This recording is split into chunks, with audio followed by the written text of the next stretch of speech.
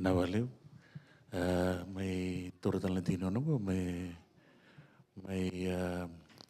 tokorota kina na kena kadiba kena dei ratau Sireli Karoka. Sireli has requested a transfer from the Brand Star Memorial Church in Cunningham in Fiji to our Brisbane Fijian Church. And we haven't received any feedback. Sinindo na ivola, simbao yadamai, and tepe living arabi. Kito sana no mamesa may Vidacak na eday Sireli Karoka, mesa may leo ni nondo tu sungulotu and a Brisbane Fijian Church. Dua sa nganda pamen bakatura na eday Sireli na kena tokitigmai na waleb sa bakaturi. De be tokona na walib sa tokoni ke bakasan ndo ba to kere mena la belinga batai na walib sar sa mai bande te na kena sa to so mai me sa mai len non to sungu lotu Sireli Karoka ndi ne sini tingo ana ge me bande to ke wa ena ngaon na lesu me kena non ngande mai viti ne mai tu na do lotu mai bangalu ke ni ti sa do ni tu ke me ke ba ke so va sa kana ke le.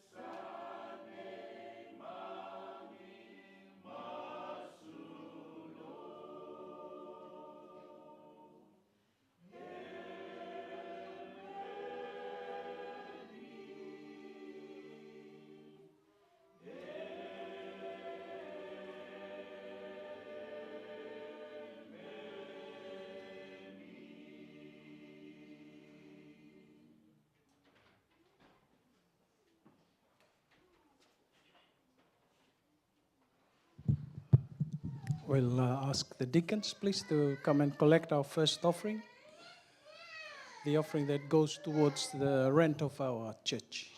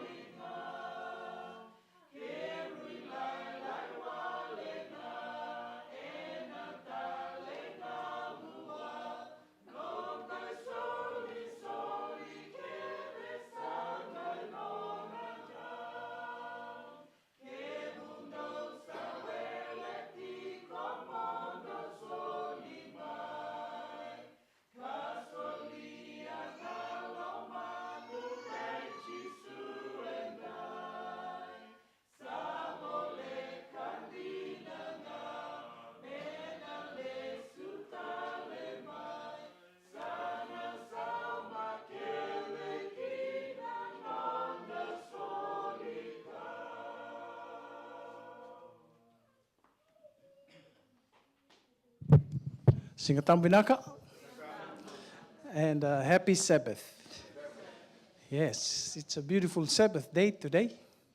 Yes, sunshine. Now it's a bit shady, but I'm sure the sun will come back out.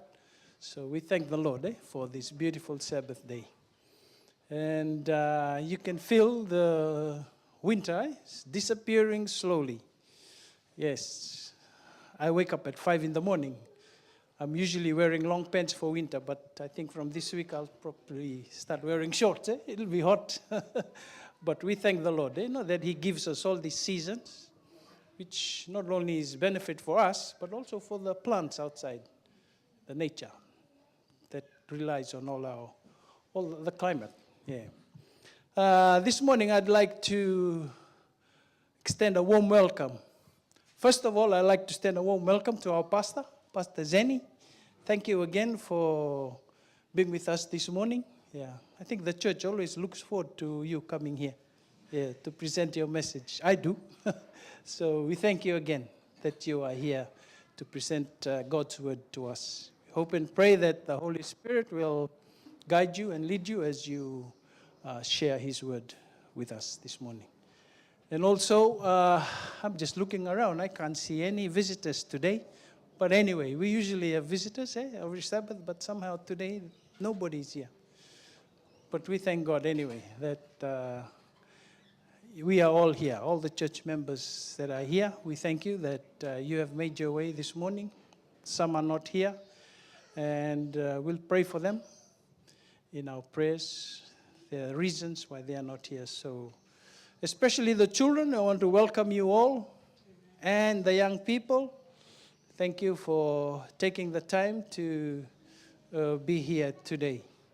We also want to welcome those that are watching online. Thank you for joining us this beautiful morning. I hope and pray that as you listen to God's word, as you hear the songs, sing with us if you know the song, and hope and pray that the Lord will richly bless us this Sabbath day. And last but not least, we know the angels are with us here today too. They have come down from heaven to join us, and we know that they are present. So we thank the Lord for the holy angels that are here with us. I think with those words of welcome, I'd like us all to stand, and we can all sing together our first hymn, number 371. Ausa matalau niusa nonatu. Let's all stand, please, and we'll all sing together.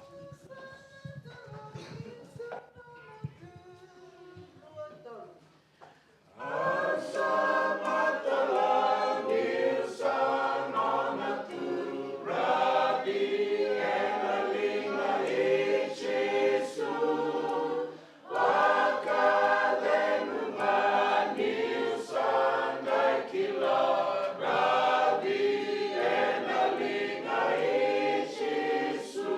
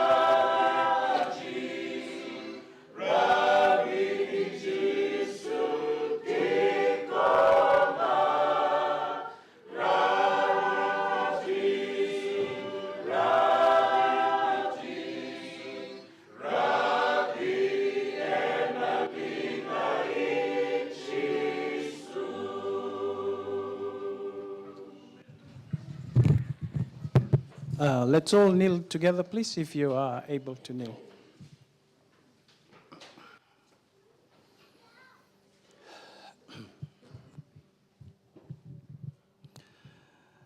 Our gracious Heavenly Father, we come before your holy presence again this beautiful Sabbath morning.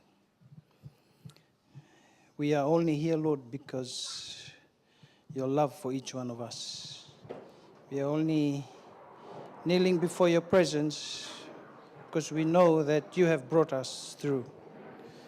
We know that your presence has been with each one of us during the week, and we just want to say thank you for your providence, thank you for your protection, thank you for your guidance, and thank you that you've given us the health and strength so we can be here today.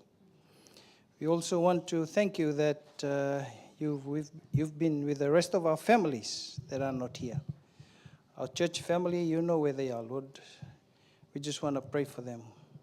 If they are not feeling well today, we just want to pray for your healing hands to touch them so that whatever they are feeling, whether they are feeling sick, discouraged, or however they are feeling today, Lord, we just want to pray that you will heal them. We also want to pray especially, Lord, for our young people. We know that this is a very difficult time for them. There's so much distractions out there in the world, but Father, you know their hearts, you know each one of them, and we just want to pray for their lives today. Whatever they're going through in their personal life, we pray, Lord, that you will please be with them to guide them in whatever decisions they have to make in their lives. We thank you for the children that are here. We know they are approaching a holiday period again, and we know, Lord, that they are probably looking forward to it. We thank you that you have been with them through the last school term. We pray that you will continue to lead and to guide them and to help them as they grow closer to you, Lord. Whatever they learn in school, whatever they learn in Sabbath school, Lord, may these lessons be with them for the rest of their lives. Lord, we also want to pray for the elders of the church, our moms and our dads, our grandparents. We know, Lord, that you have been so good to us. We thank you that you've given us good health. We thank you that you've helped us make right decisions so that we can stay refreshed, healthy, so that we can look after our families. We can come to church this morning. We are just so thankful for that. But Lord, we also want to pray for our other friends and relatives who are meeting around the world, those that are in church, those that are not in church. We want to pray for them, Lord, as they make decisions for their lives, for their future. We want to pray, Lord, that you will be their guide and that you will lead them to make the right, wise choices. Lord, we thank you for Pastor Zeny also, that he is here with us this morning. We thank you that you've given him a message for us today. We pray that your Holy Spirit will be with us, especially when we read from your word. We know, Lord, that your Holy Spirit will help us to understand it, that Pastor Zeny's message will be a blessing to each one of us today. Thank you again, Lord, for this Sabbath day. May your love be present in our midst for the rest of our Sabbath hours. We ask all this in your precious name. Amen. We'll ask it's now children's story, eh? Yes. We'll ask, I think, Millie, you tell, Meruai. Oh, Meruai, okay. Meruai, please come forward and tell the children their story.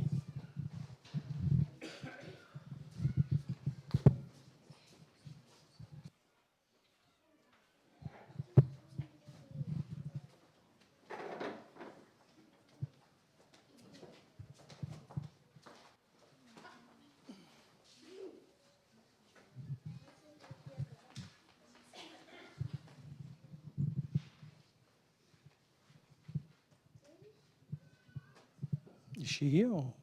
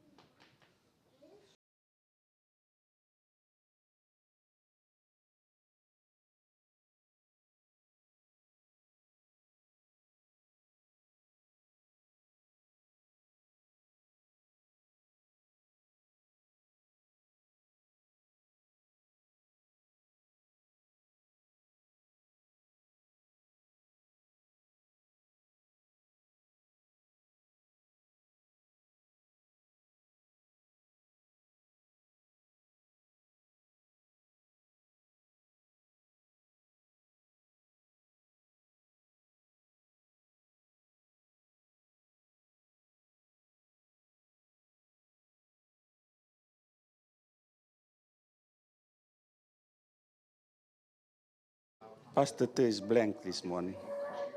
He's worried about his sermon. All right. Happy Sabbath, children. Oh. Hands up those who went to school this week. Oh, a lot of you are at school, eh? Who's been to Fiji lately? Oh, Anna. Oh, thank you. What about you, Jeff? Oh, yes. Did you bring something back from Fiji? No? Okay. All right, I'm going to tell you a story from when Uncle Church tells a story, he always go back to Fiji. You been to Fiji, Rosie? Oh, all right. So, you know, in the islands, the only means of transportation to the island is by plane or by boat. All right? So, oh, thank you, Zahara. Happy Sabbath. And, but in our island, only the boat goes there, no plane, Pastor. So if you want to go to the island, Zahara, you have to, yes, Zach, make sure you take her to the island. You have to go by cargo boat. You know what the cargo boat is, looks like? Orange one? Tinayliamba orange boat, melakino lewa. So the cargo boat, it's not like the passenger boat that travels here on the Brisbane River. That one takes the cargo and the passengers, all right? So if you have too many passengers or too many cargoes, passengers have to find where to sleep, where to rest for the night. So if it goes from Suva to the island, it will take 1 night, 1 day of traveling, all right? So Uncle Chochi was a small little kid. Who's here in class 6, year 6? So I was like Zaman.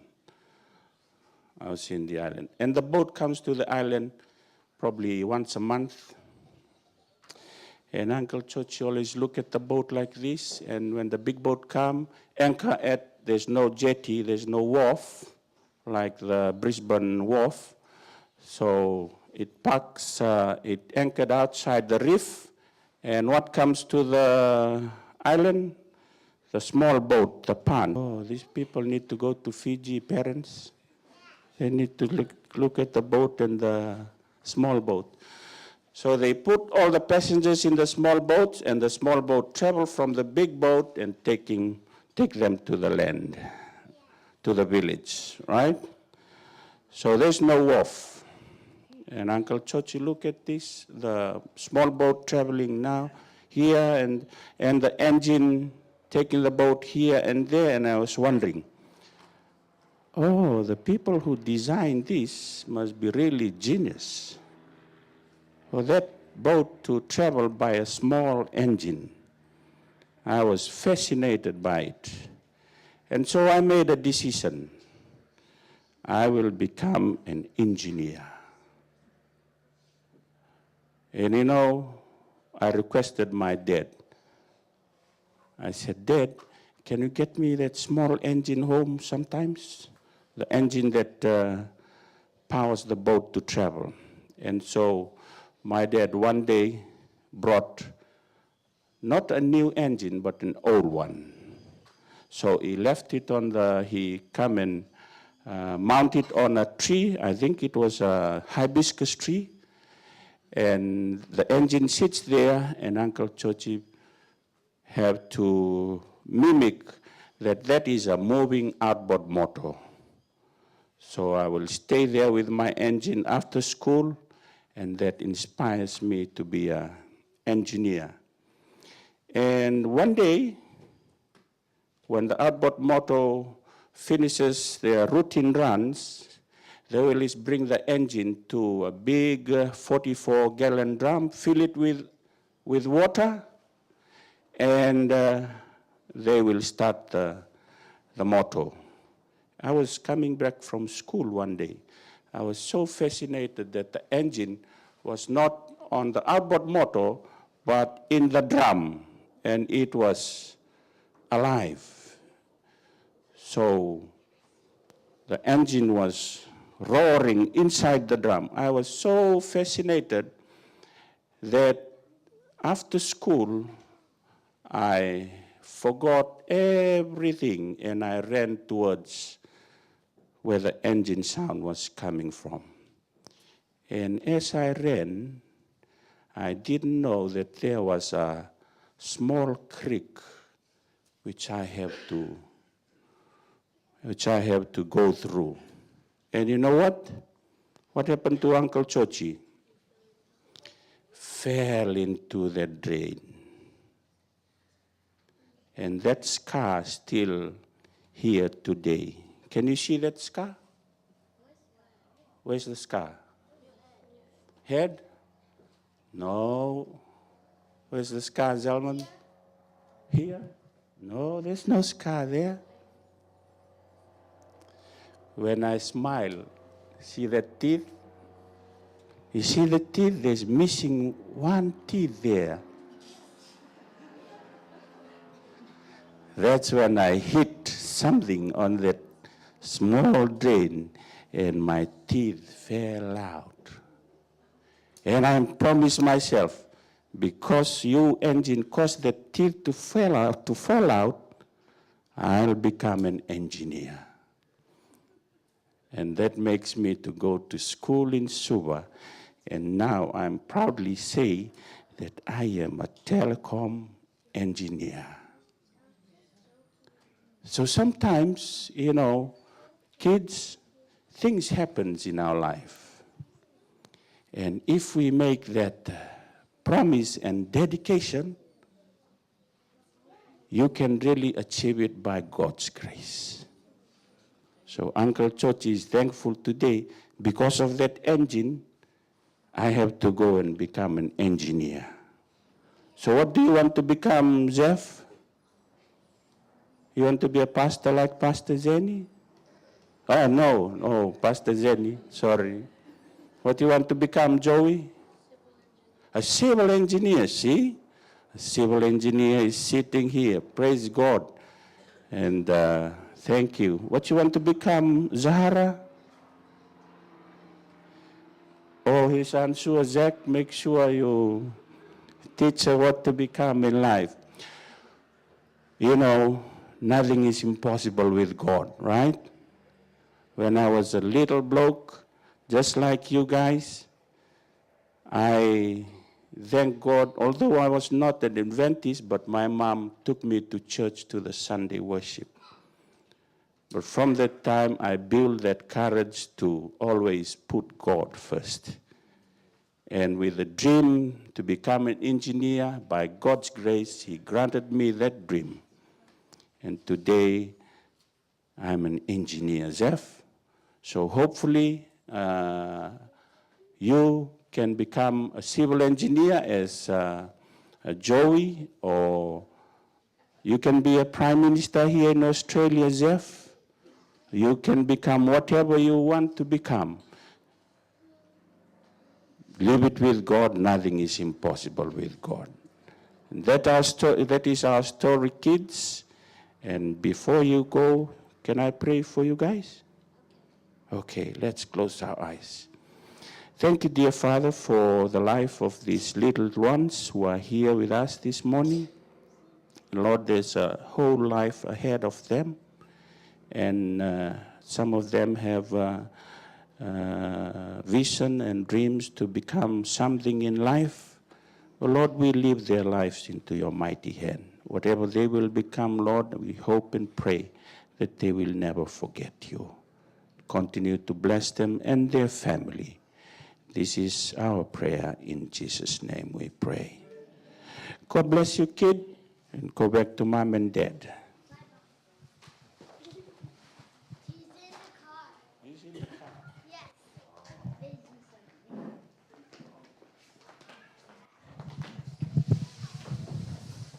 Thank you, Uncle Chochi, for that story. We'll now ask the deacons, please, to come and collect our tithes and our offerings.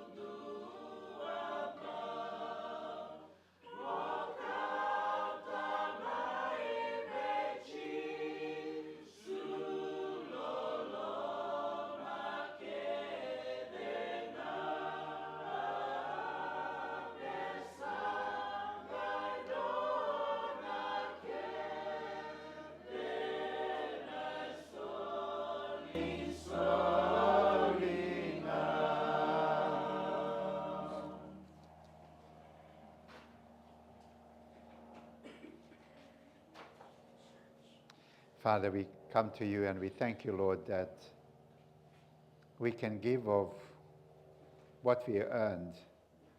And Lord, our intention is that this money will be given for the spreading of the gospel of Jesus. So Lord, let us never get tired. Let keep our eyes on Jesus and let our hearts always be grateful. We ask this in your precious name. Amen. Amen.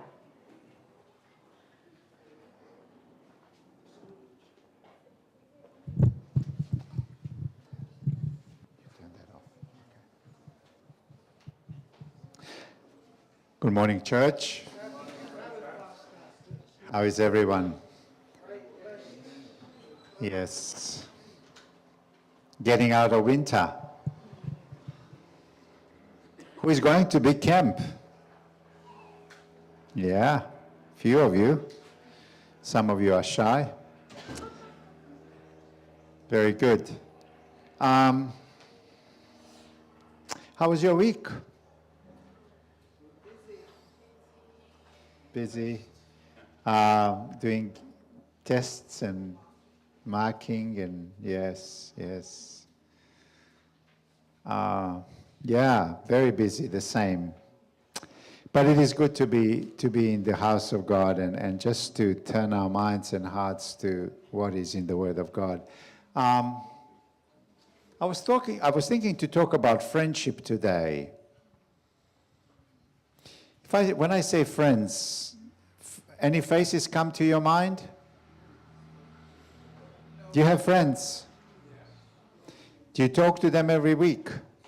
I have a friend that I talk probably twice a week. I think it's really, really important.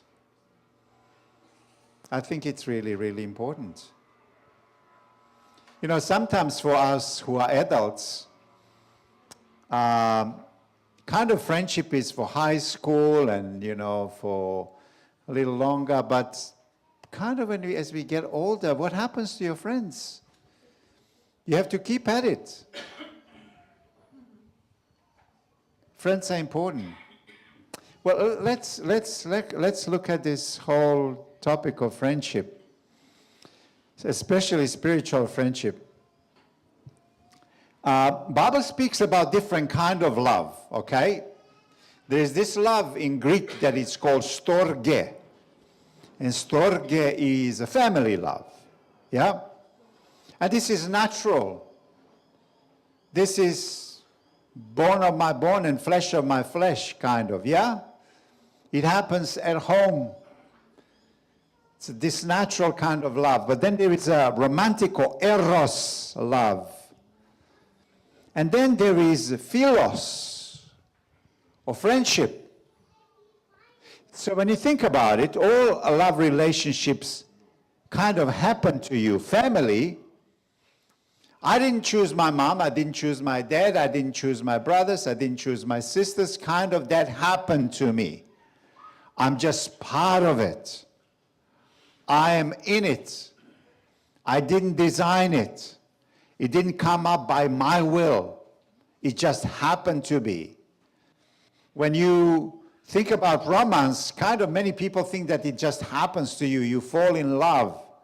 But when you think about friendship, it's your choice. You choose friends. Yeah? Friendship does not happen to you unless you work at it.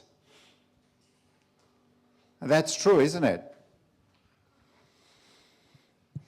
So friendship only works to a degree you work at it. Which brings me now to Jesus. What did he call us? Well, he calls us different ways. He says that we are his disciples. For God, we are his children. But Jesus also specifically says that we are his what? Friends. He's an invisible one whose eyes are constantly on us. And if you have somebody there beside you, what more that you can say of that person but being a friend? Yeah? And Jesus said, you're not just my disciples, you're my friends. That's not a small thing to say for Jesus. You're my friends. Paul would start his letters by saying, dear friends. Yes, we are brothers and sisters, but there's something about dear friends. And he meant it. Peter would also start his letters by saying, dear friends. So when you think about Jesus and his disciples, he had close friends. Many people think that John was his closest friend. It is interesting that you almost have a hierarchy. And when you think of your friends, there would be a person that would come to mind straight away. This is my best friend, yeah? My best friend. And relationally, it just makes sense. Sometimes you would think, hey, why would Jesus have best friend? Yeah? But he did.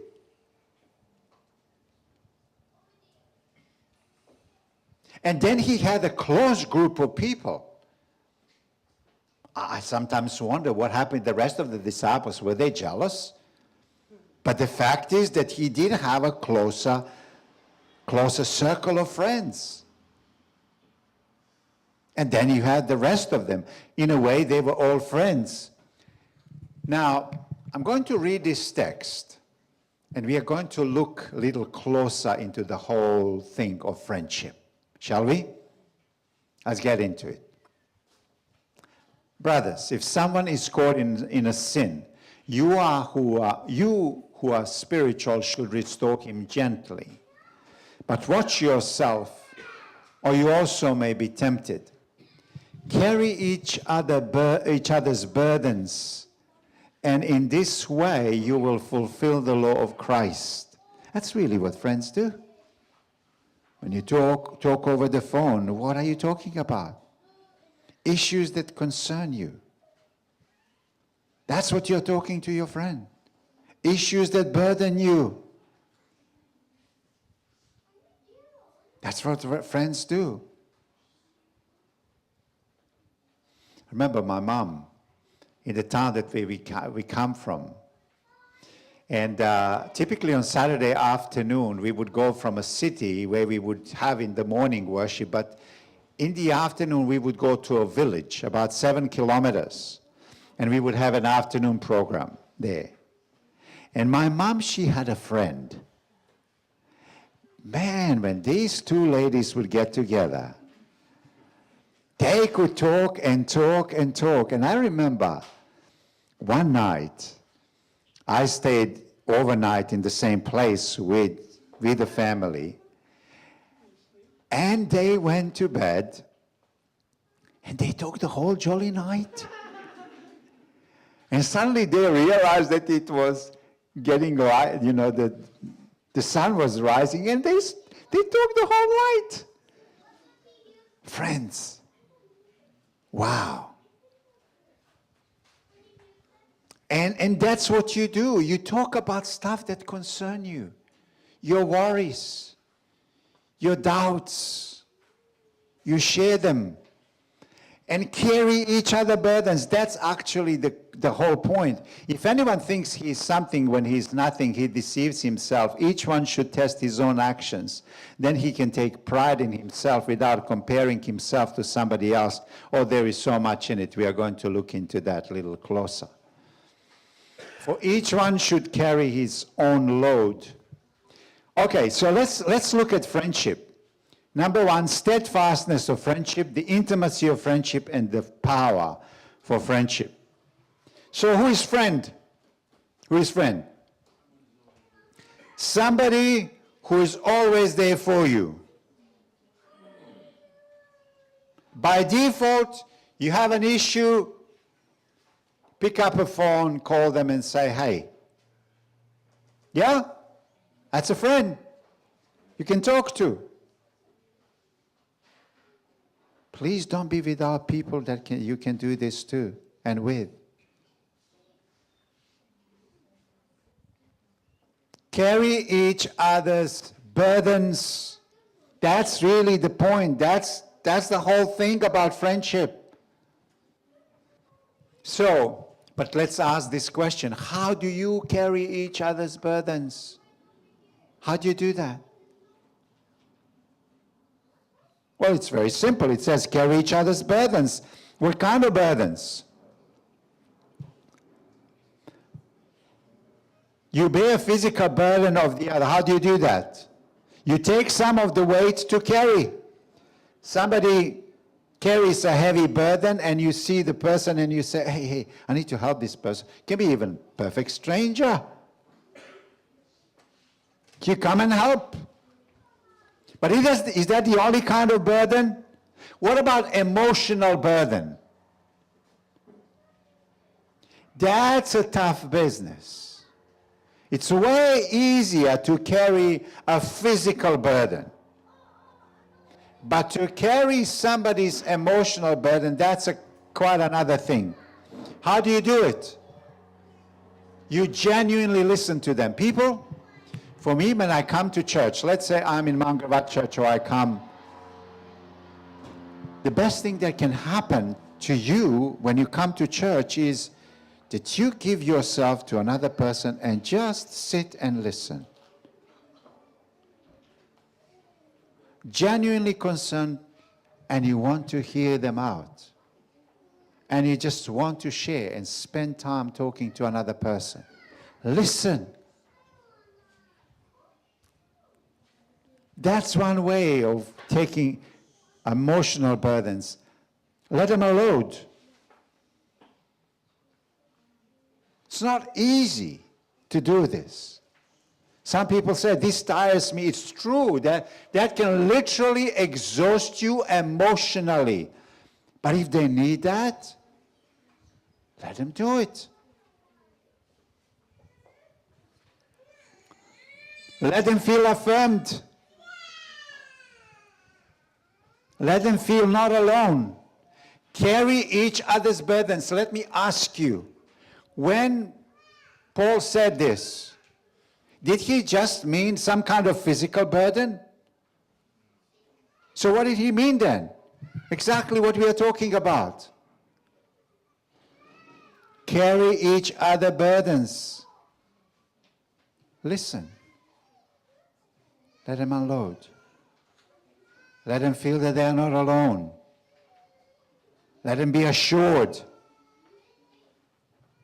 Carry each other's burdens. What about? So what does that mean? Some of their weight comes onto you. Some of their weight comes onto you. Some of their suffering slides onto you. You start to feel kind of what they feel. You stand in their place. You lose some emotional resources. It kind of exhausts you, but that's the whole point. That's a friend. It's what friend does. Do you do this? Are you good at it?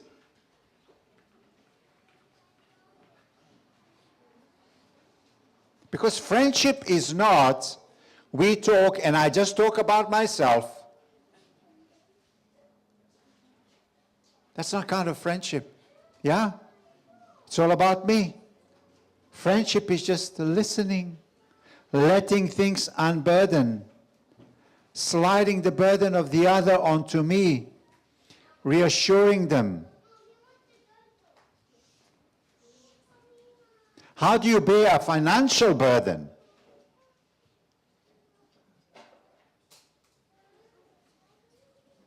Listen and good advice.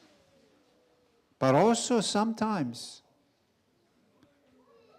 you help financially. Carry each other's burdens is what the Bible says. And there are all sorts of burdens. Friend is somebody who can be closer than a brother because they carry the burden of the other.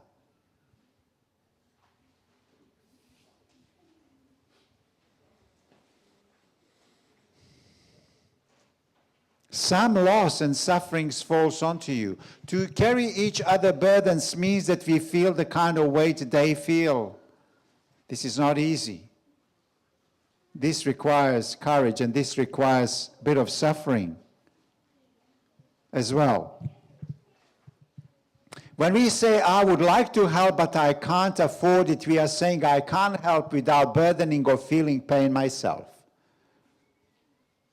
I wish I could help you but I can't help you. That's not friend.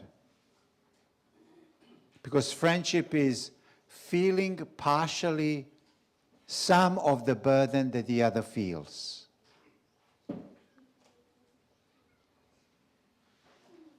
Do you see the essence of it?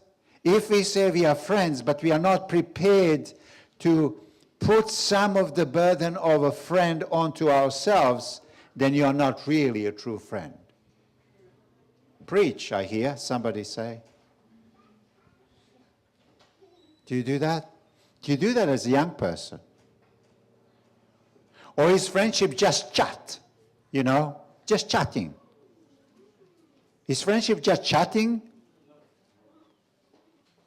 That's the least of it. It's really listening. It's really letting it slide on.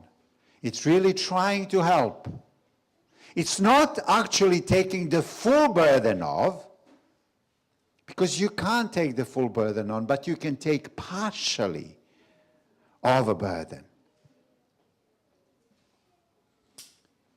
That's a huge statement that Paul makes. Take each other's burdens. To be a friend is to let some of the suffering of the other person slide onto you. Do you do that? Do you do that? A man of many companions may come to ruin, but there is a friend who sticks closer than a brother.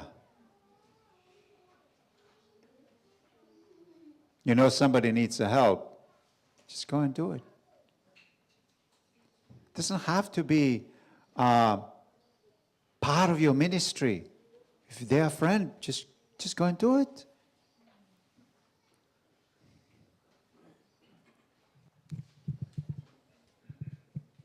So the essence of friendship, you stay a friend through thick and thin. Let's look at the intimacy of friendship. This becomes very interesting because the text that we read speaks about the intimacy of friendship. Brothers, if someone is caught in a sin, you who are spiritual should restore him gently. But watch yourself, or you also may be tempted. Being close to a friend means that you are allowed to get into life that others have no access to.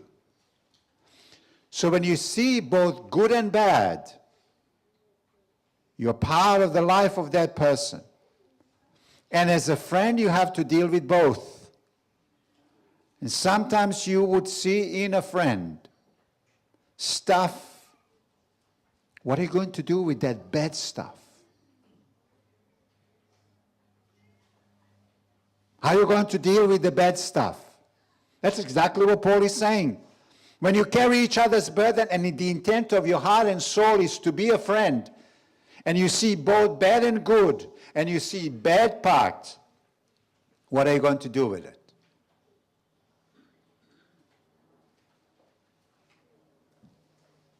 Say nothing, that's the extreme.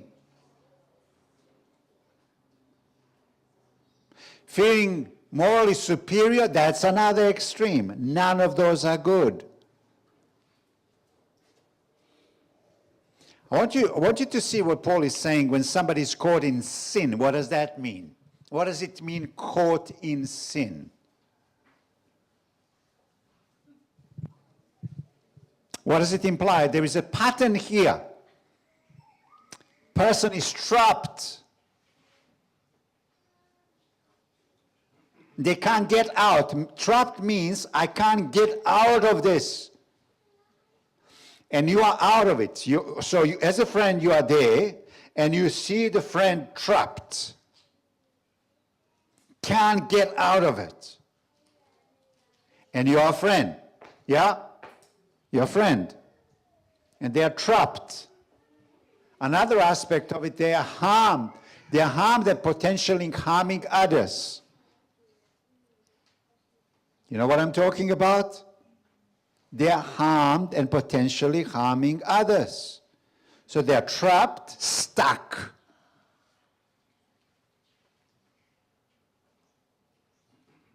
And it's affecting them, and it is affecting others as well.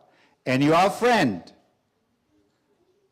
And you are there in a place to take a burden and to help. To be caught in sin means they are stuck and they can't get out of it.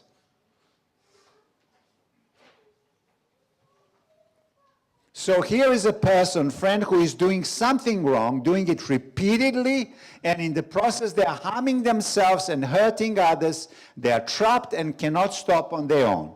Have you ever, young people, have you ever been in a situation where you had somebody like that? That's a silly question, isn't it? Of course you have. Of course you have. What do you do with that? How do you be a genuine, authentic friend to such? Trapped. And they're doing it repeatedly, harming themselves, potentially harming others, and you are there on the side. How do you position yourself? What do you do? What do you do? As a friend, there are two things you need to do. According to what the Bible says, Bible is fantastic, guys. Just absolutely fantastic. It says, restore them. So they need to be untrapped, free again, and restored. Number one, restored. They need to be restored. And the question is how you do it. You restore them gently. Yeah, that's what Paul is saying. Restore them gently. Now, but there is a twist here, and I want to show you. Greek word to restore is to put dislocated bone into its place. How do you jolly do it? Gently. If you have a dislocated shoulder, any of you, oh, you Fijians, you've had a rugby, who play a rugby, you have had a dislocated shoulder, haven't you? Hey? How do you place a dislocated shoulder gently? That's not easy, is it? But no, it's not. She's listening. I'm glad. Yeah? So restore them gently, but the word itself means putting back a dislocated bone in the place that it came out of that spot. Is that painful? It's very painful. Yeah? Have you ever had a dislocated bone? Actually, I haven't, but I've seen it at least. But I can just imagine how bad it must be. Yeah? I watched first rugby, and I watched people when they play AFL. AFL constantly happens. Every other game, you can see that happen. To put it back, a person would have to go through even greater pain. Yeah? But it's a healing pain. So let's come back to the issue of friendship. So you have a friend who is stuck, trapped, dislocated shoulder. And now Bible is telling you, you have to restore that person gently, but at the same time, your gentleness is going to potentially cause pain.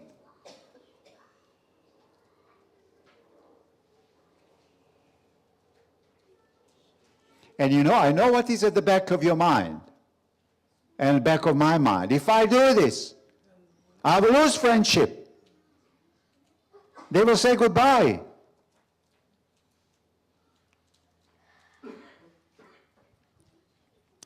Gently. If you're a friend, you will do it gently, humbly.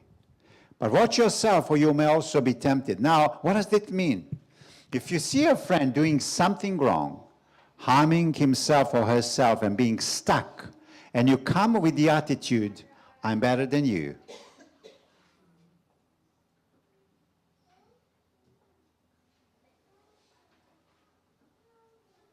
it won't work. In other words, you come with the judgment. How could you do this? I would have never done that. That's terrible. That is just not helping at all.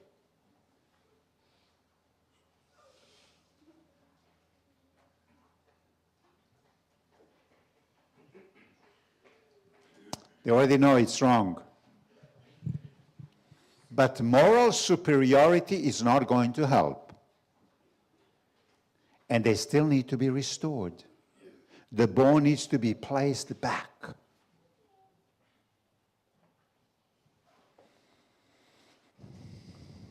A sense of superiority will make it worse. A real friend neither enjoys confronting nor avoids confronting.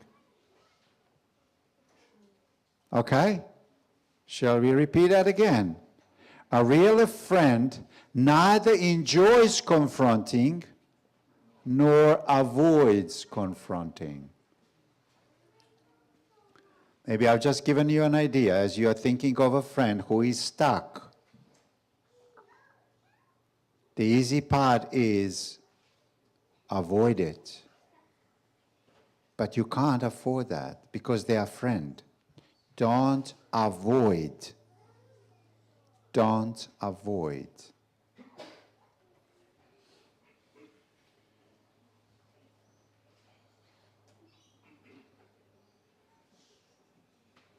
Very often, the extreme can be confronted with moral superiority. Or if you like them and you just want to avoid because you don't want to be judgmental. But how do you strike the right balance where you confront it in such a way that you would restore them? How do you tell them the truth in love and let some of that burden come onto you and you say, I'll be there for you all the time, but I'm going to be with you and you are going to be accountable to me.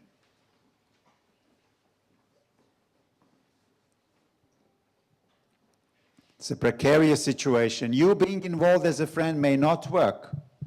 He may not like you anymore. However, if it works, you have given them right to do the same thing if it happens to you. Because it hurts. It hurts. They want to push you away, and you always have to understand that pushing away is happening because it's painful. Still stick with them, stick with them, stick with them. That's what friend does. That's what friend does. Friend is someone who always lets you in and does not let you down. When you think about it, we are all scared of true friendship. Why? I'm afraid of being there for them consistently. Because it's exhausting me. Especially if somebody is trapped and is repeating that over and over again, and you say, I'll have nothing to do with you. But friend wants to help. Friend wants to restore. Friends wants to be there for them. I hope I gave some of you ideas that you need to give a call to somebody and say, how are you going?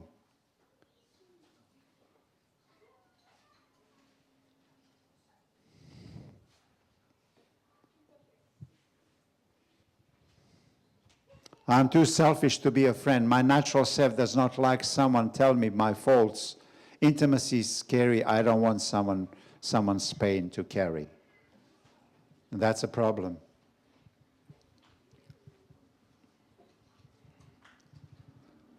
Carry each other's burdens, Paul says. Carry each other's burdens. It's a messy business. But it's needed. It's needed. That's a spiritual friend, to be there for the other. Don't be conceited, lest you provoke or envy others. So what does it mean, conceited? This is what it means. If you're not assured of your value and need approval or praise of others, you will either try to dominate the other or be resentful. Paul says we can overcome this how? If anyone thinks he is something when he is nothing, he deceives himself, then he can take pride in himself. Wow. If anyone thinks he is something when he is nothing, he deceives himself, then he can take pride in himself. What does that mean? You know, somebody says that wounded healer is the best healer. Have you ever heard that expression? Have you heard that expression, the wounded healer is the best healer? Yeah? Okay, for those of you who don't understand the expression, what it means I've experienced this in my life, and I've gone through it successfully. Maybe I failed even many times, but eventually I overcame. Now I know what it is. And when I see the person who is going through the same thing, you can uniquely help that person. Any of you went through depression? I went through depression myself. That's a nasty place to be in. You wake up in the morning and it's not good. It's like a cloud comes over you and it does not lift up. And you constantly live in that cloud. They're just putting it gently.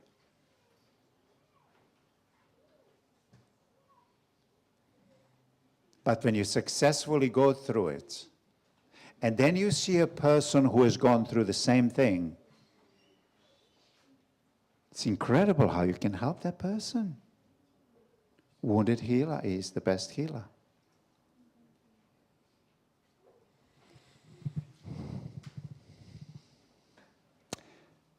If anyone thinks he is something when he is nothing, what does that mean, he is nothing? Then he can take pride in himself? What on earth is Paul saying? You have to really grapple with the text to understand the nugget of it. Okay. 2 characteristics of a Christian friend are these. You ready? Number 1, you are nothing.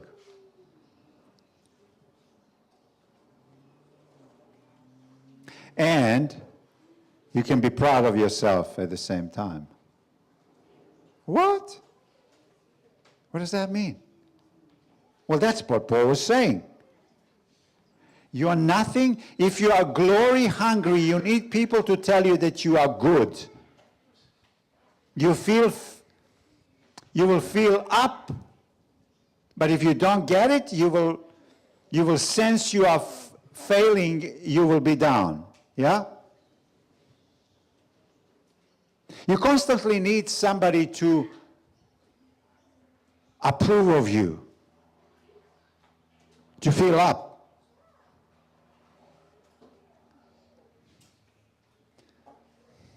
The follower of Jesus is both down and up. What do we mean by that? As a Christian, I know I am sinful and therefore nothing, yet in Jesus Christ I am everything. Do you get that? I deep down know that I'm a sinner. So as a friend, when you come and help somebody who is trapped, they don't need a morally superior person to come to them. They need somebody who understands and can help. But at the same time, deep down, you know that you can be joyous because you have Jesus Christ, and in Him, you have everything. You have everything. Therefore, our identity is not in ourselves, it is in Jesus. And we know that without Him, we are trapped, all of us. And all of us would be caught in sin outside of Jesus. So therefore, we deep down know that we are nothing, yet we are everything in Jesus Christ. And that kind of an attitude can help you help a friend who is struggling.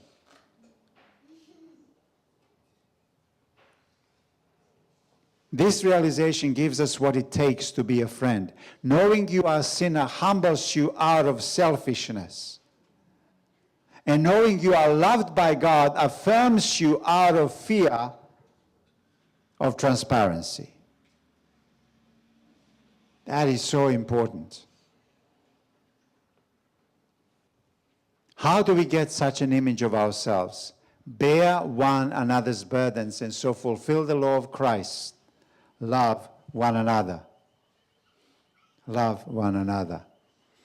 And so let's finish with the power of friendship. Bear one another's burdens because Christ what? Christ bore your burdens. So that's why when Jesus says, I consider you my what? Friends, because He bore the burden.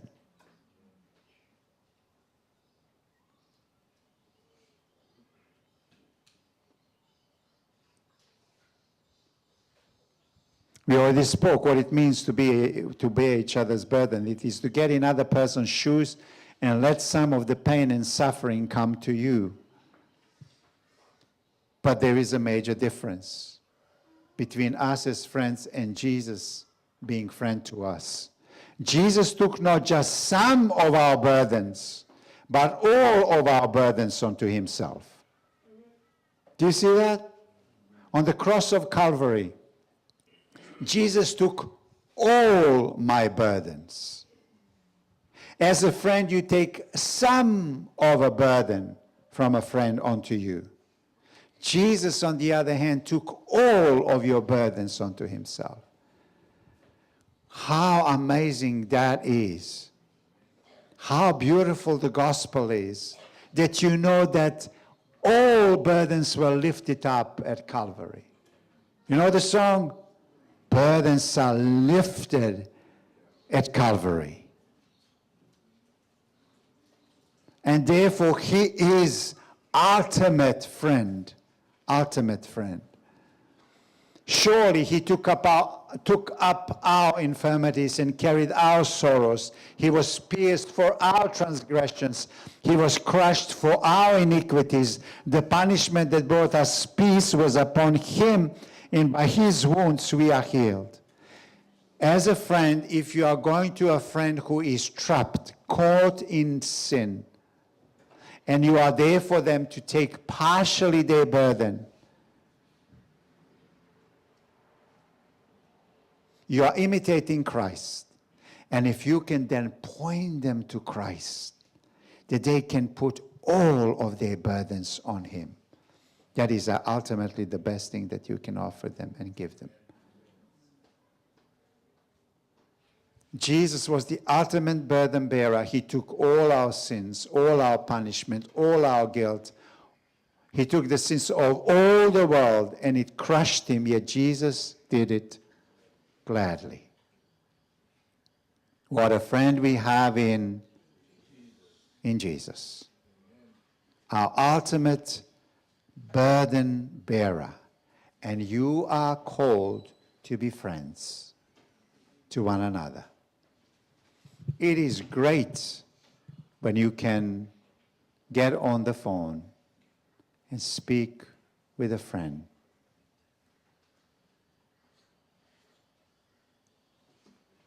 Much of the conversation can be chit-chat,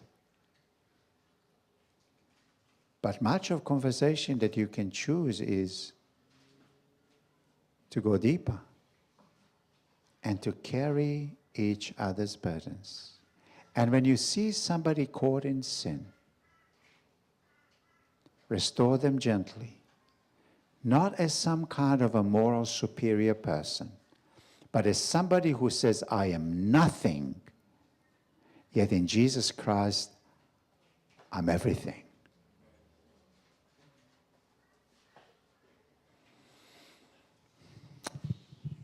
What a friend we have in Jesus.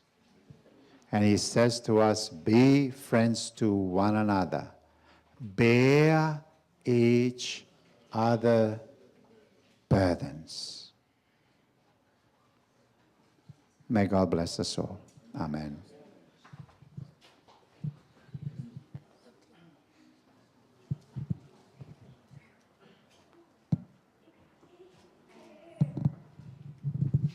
Thank you, Pastor Zeny, for a great reminder of friendship with God and of friendship with one another. Let's all stand together and we'll all sing hymn number 276.